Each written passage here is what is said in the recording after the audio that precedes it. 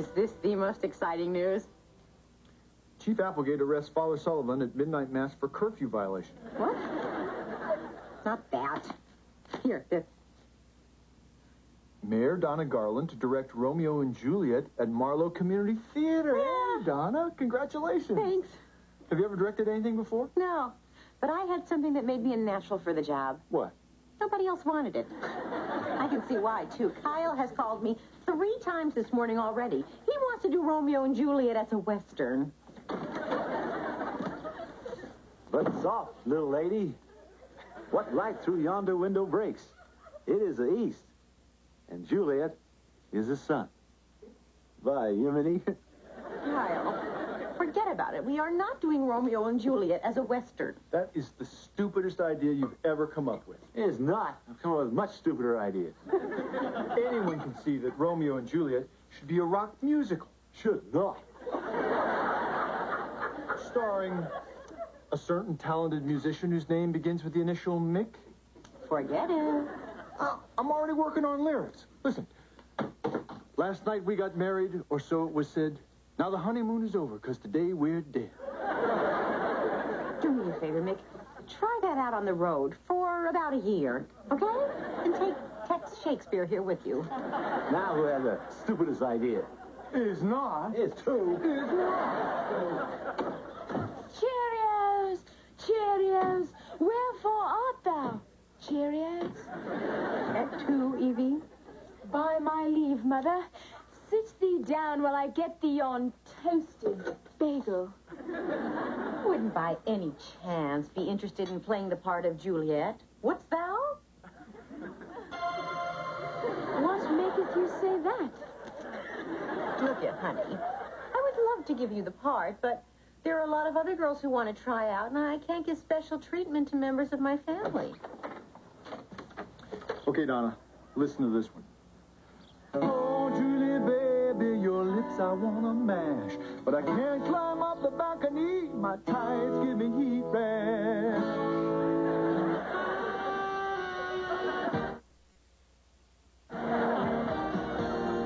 Well, having heard the candidates for the part of Romeo, I'm happy to announce that the role goes to none other than Chris Fuller.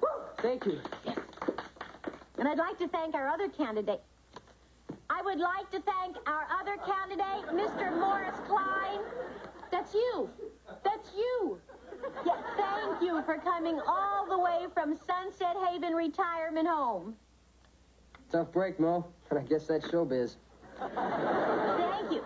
I'm sure you would have looked adorable in your tights. Okay. And now for the role of Juliet, we will first hear from Evie Garland. Gee, the competition looks pretty stiff. Oh, don't worry about it, Evie. You'll get the part. Just leave it up to me. Okay, Evie, take it from Act 2, Scene 2, the balcony scene. Okay.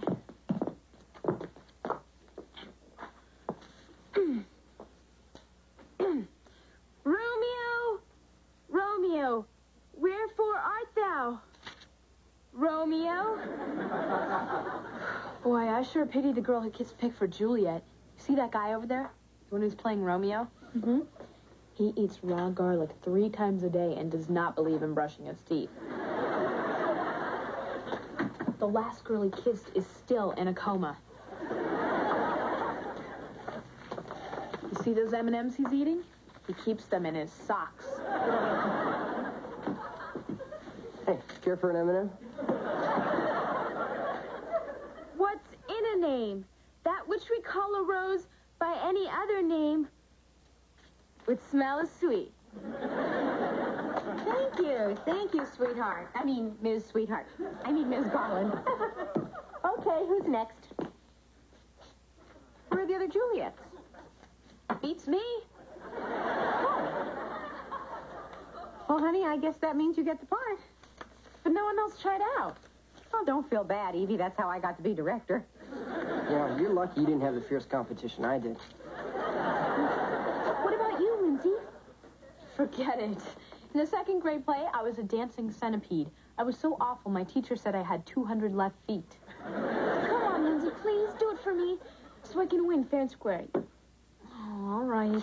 but I'll be terrible. Nah. Okay, Lindsay. Just read it from there.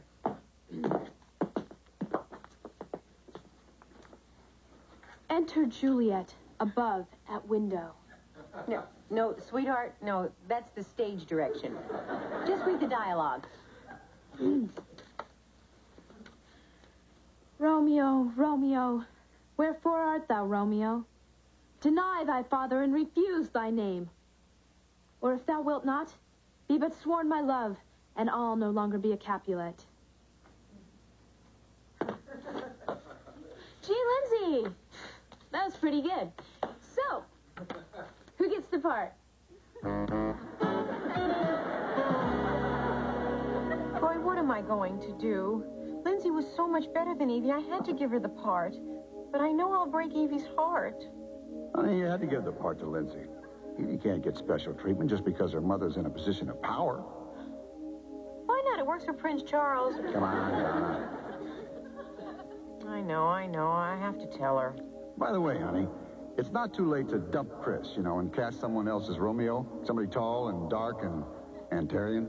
Don't call us. We'll call you. Honey, hi, I didn't know you were home. Yeah, I didn't want to leave. I thought you might have something to tell me. Actually, I do. Yeah, I know. You didn't want to give the part of Juliet to me in front of Lindsay and hurt her feelings. Hey. No, honey, that's not it. I gave the part to Lindsay. I just called her a little while ago. Oh. Evie, I'm sorry. You were very good, but Lindsay was just a little better. Yeah, she was, wasn't she? I made you her understudy. I hope you're not too disappointed. Well, sure, I'm disappointed. But if I had to lose to anyone, I'm glad it was my best friend. Oh, you're a good sport. Wow, I never dreamed Lindsay had so much talent. Yeah, what a surprise. Who would have thought? Simple, sweet, unassuming little Lindsay. Good evening, darlings. What's with the outfit? I'm traveling incognito. It's what all the movie stars do. Oh, here's a map to my home. Lindsay, you only live across the street. Well, this Juliet thing has totally changed my life. I've decided to give up my plans for a career in electrolysis and go into showbiz instead. Pretty soon, you'll be seeing my name up in lights. Cher Selkirk. Cher Selkirk? Oh, yeah, I'm changing my name. Lindsay is so blah. Anyway, Evie, since you're my understudy, would you mind doing a few errands for me tomorrow? I wrote them down. Sure, I can do these. Great. Here's a few more. And Mrs. G, I need to talk to you about Juliet's line in Act 2, "Oh, swear not by the inconstant moon." Ah, yes. What about it? Well, it's totally out of character. Juliet would never say that. So be a darling and do a teeny rewrite, will you? Ciao.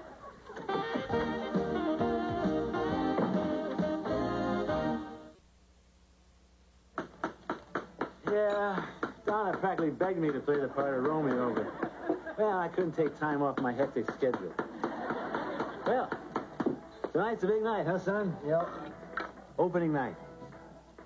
I'll never forget my first words in the theater. Popcorn, peanuts, raisinets. Chief Applegate, your deputy's looking for you. Oh, really? I gotta run. Important police business. Yeah, he said if you're not over at the bowling alley in 5 minutes, you'll lose your lane. So you all set for the big night tonight? Sure. Oh, I'm really excited about playing this dude rodeo. It's Romeo, Chris. Yeah, right. So, what's this? You're not going to believe it. Lindsay ordered publicity photos. Yeah. To all the little people who've made me what I am today. Hugs and kisses, Madonna Selkirk. That's the 3rd time she's changed her name this week. Gosh, she's driving me crazy. Oh, hello, little people. Oh, isn't it just too terribly wonderful? My first opening night. The start of a whole new brilliant career. Before long, I'll be on Broadway with my name in lights. Whoopi Selkirk. Whoopi? Yeah, I changed it again. Isn't that so exciting? Whoopi. Howdy. chicky babies. It's me, Buzz Burney, agent extraordinaire. Buzz, you're an agent? Of course. I once represented Bertha, the singing elephant. Yeah, but she got tired of working for peanuts.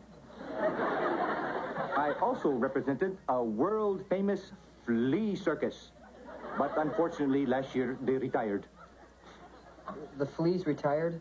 Saved up and bought themselves a dog. Well, if you'll excuse me, I have to take a lunch. Tuna surprise. This is one of the nicest lunches I've taken. Hey, how you doing? Nice to see you. How's it going? Hey, how you doing? Nice to see you. Have your people call my people. Maybe they know people. I cannot wait until I'm rich and famous and have bodyguards to keep away the riffraff. Oh, Evie, darling, I almost forgot. Would you mind ironing my costume for me? You know, I would do it myself, but I am simply swamped. Oh, gee, you know... Remember, light starch. You're an angel. Good luck tonight, Whoopi. Oh, please, let me. It's my pleasure. Ta-ta. Love you, babe. Demi Selkirk? Demi Selkirk. Light starch, you're an angel. Starch this, babe. Now, Evie, I know Lindsay's given new meaning to the word obnoxious, but underneath she's still a good kid. Okay, I'm on my way to the theater. I'll be over as soon as Her Royal Highness comes over and picks up her dress.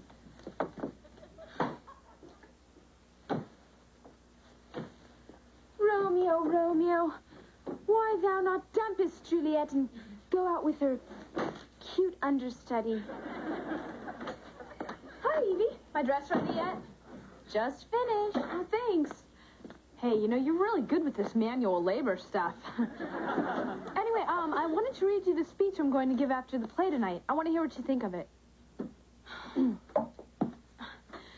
Thank you. Thank you so much, my adoring public, who have made my glittering triumph possible. But I couldn't have done it without the support and encouragement of a very special friend. Oh, Lindsay. Yes, I'd like to give special thanks to my dear friend and pretty woman, Julia Roberts. Julia Roberts? You don't even know her. But I will when I'm famous. Besides, it never hurts to butter up a star. You might want to give it a try yourself. I don't believe this. Oh, don't you have something to say to me? Of course I do. You missed a spot, dearie. It's wrinkly right here. That's it, Lindsay Selkirk. For weeks you've been treating me like a dog. Now it's your turn. I'm going to be Juliet for the night, so there. So he's begging. I'm out of here.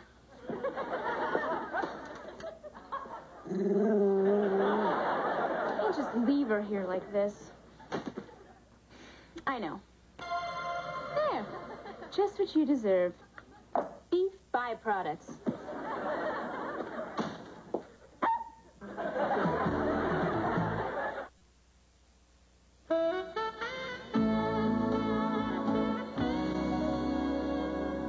I missed before showtime. I mean, how Donna's doing. You know Donna. Always cool, calm, and in control. Where the heck is Lindsay? It's 5 minutes to showtime. Chris, what are you doing in sweatpants? Hurry up, go back, put on your tights. No, sorry, Mrs. G, but there's no way am I going to go out there in front of my friends wearing sissy tights. Fine, no problem. We'll just rename the play Rocky and Juliet. Hey, you know, there's one thing I don't understand about the play. What? Who's this Juliet person? What? Just kidding. I've got everything under control. I have all my important speeches written down here on my sleeve. Evie, have you seen Lindsay? Gee, why? She's not here yet? Gosh, and it's almost curtain time.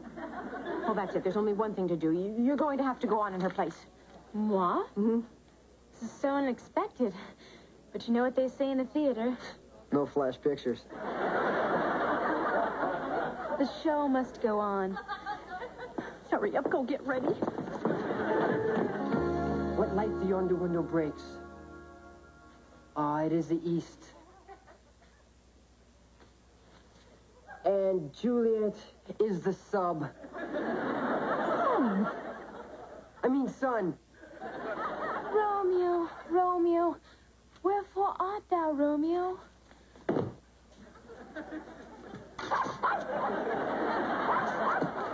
The heck is that? Tis our pet poodle, Romeo. Poodle. There's nothing here about poodles. Just ignore her, Romeo, and she'll go away. Like I was saying, Romeo, deny thy father and refuse thy name. Ow! Alice, I told you to flee that! I think I'll stay up and wait for the reviews. Where did the poodle come from? I worked with a dog once. Lassie. Fired me after the first day. Like I was saying, Romeo, tis thy pet poodle Spot. Out! Out, damn Spot, and stay out!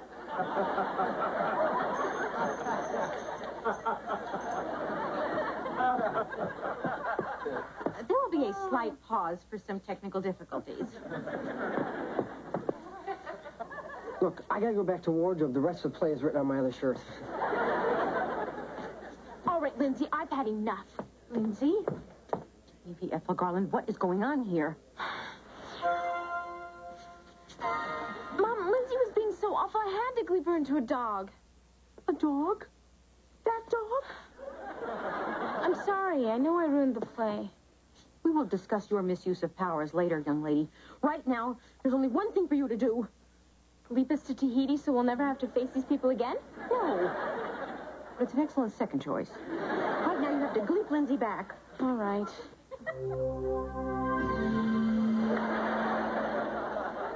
What happened? Where am I?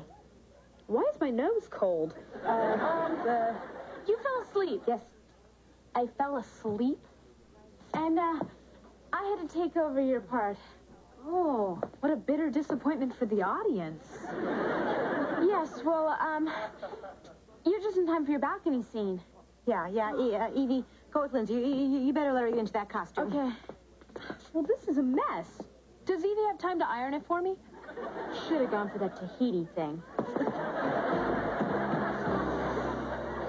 Oh, what a disaster. I'm surprised they didn't call in the Red Cross. Oh, poor Lindsay. I have never seen such a bad case of stage fright. Well, at least the play had a happy ending. It did?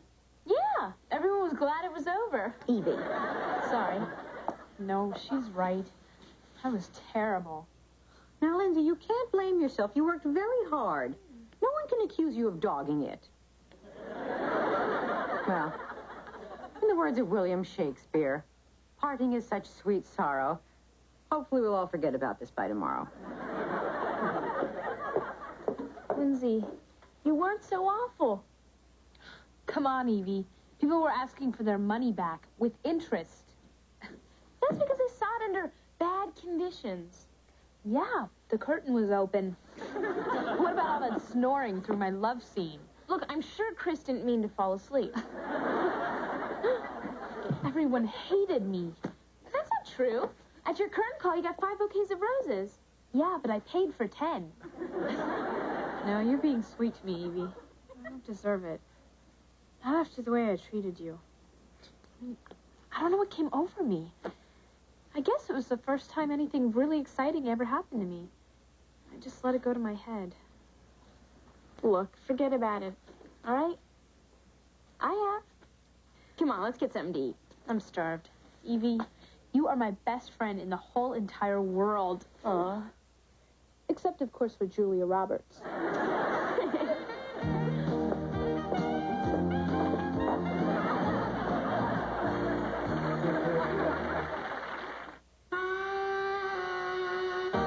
Today at 1:30, it's an American League West showdown as Tim Salmon and the Angels battle for first place against the Seattle Mariners.